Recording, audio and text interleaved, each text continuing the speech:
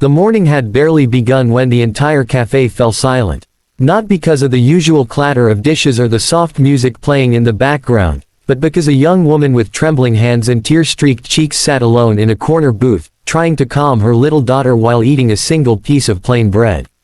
Her swollen eyes, messy hair, and exhausted posture made her look like someone carrying a lifetime of burdens in one fragile breath. What caught everyone's attention even more was how she kept glancing behind her, as if terrified someone might appear at any moment. She looked helpless, lost, and deeply afraid.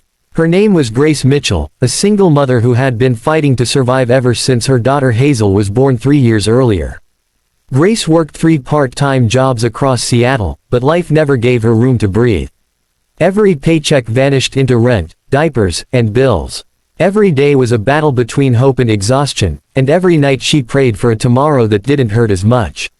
That morning, Grace hadn't eaten since the previous afternoon. She had only bought 1 sandwich to share with Hazel.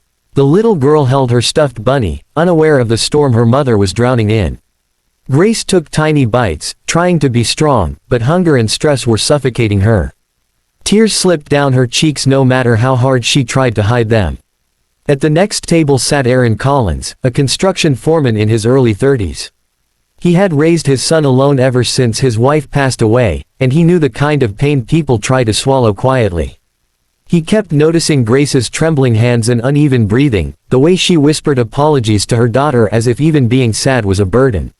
Something in him refused to stay seated. He picked up his plate, a stack of warm toast and eggs, and gently placed it on Grace's table. She looked up in panic, embarrassed and scared. Aaron didn't ask questions. He simply said, "You can take this. My son will be late. I ordered too much anyway," and walked away, giving her space to breathe. Grace stared at the plate as if it were something unreal. Hazel's eyes lit up at the sight of eggs. Grace broke the toast into tiny pieces for her daughter, watching her eat as relief and heartbreak mixed inside her. She took a few bites herself, tears falling silently. But it wasn't hunger that had broken her that morning. It was the letter she received at sunrise, one that said Hazel's biological father, who had abandoned them before Hazel was even born, now wanted full custody. A man who had never supported them, never cared, never even called, now backed by money, power, and lawyers.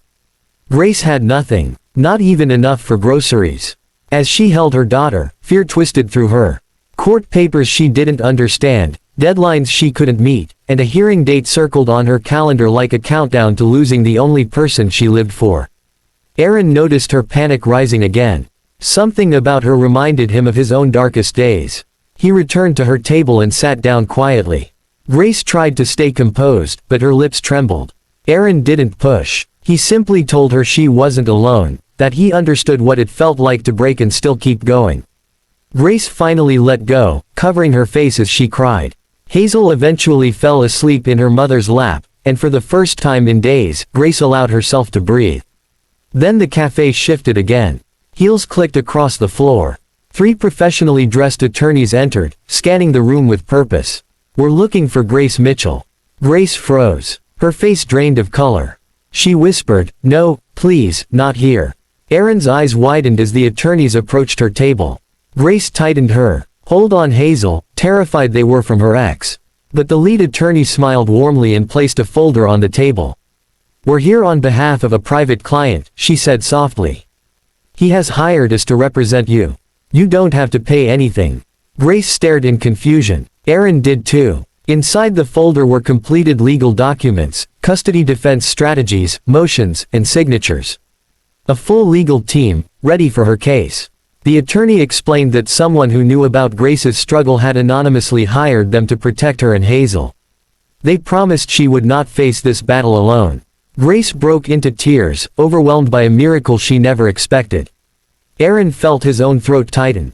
Within minutes, the attorneys gave her emergency contact numbers and a promise, "You won't lose your daughter. Not on our watch." When they left, Grace held the file to her chest, sobbing in relief.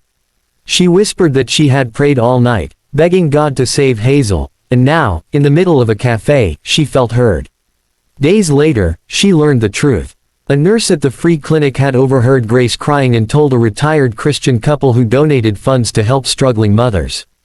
They had paid for everything. The court hearing came. Grace walked in with Hazel beside her and a powerful legal team behind her. Her ex's confidence shattered the moment he saw her representation. The judge ruled in Grace's favor completely. She kept Hazel. She kept her dignity. And she walked out stronger than ever. Grace later found stable work, a safe apartment, and a new sense of strength, the kind born from surviving storms and finding angels along the way. If this story touched your heart, please like, share, comment, kindness still exists, and subscribe to help more stories of hope reach others.